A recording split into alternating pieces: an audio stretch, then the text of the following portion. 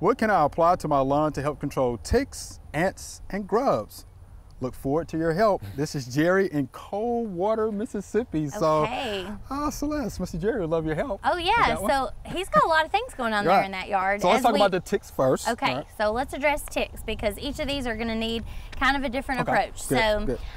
Ticks, if we are keeping our lawns mowed, you know, more closely, that's going to help, number one, because, you know, they like to have that taller brush and grass to reproduce in. So let's do some lower mowing.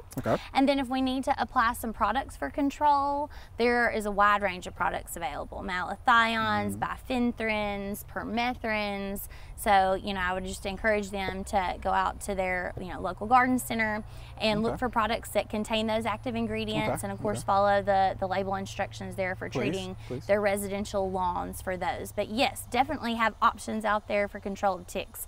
Most of those products are also going to control ants. If you just have like general ants, right? Carpenter ants, black ants, but fire ants is kind of a different, story. So if fire ants are the issue, then, you know, we like to take a two-step approach where we're using a combination of baits and individual mound treatments at the same time.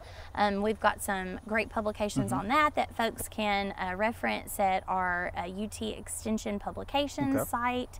And then finally, the grubs was the third one, right?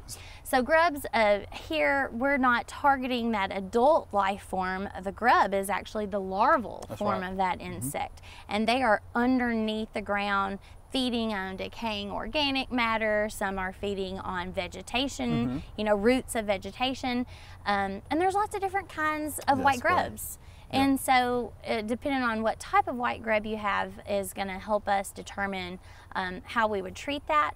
But we tend to move towards products that are more systemic in nature and have a longer residual, that are going to you know, go down into the soil and be effective in that manner. And I know that you and I had talked about... we had a discussion about that, about the Japanese beetles. So milky spores are pretty effective on Japanese beetles, but you have to know the life cycle of the grub itself. Right. So you want to put that down, of course, you know, June to September would be the appropriate time for that.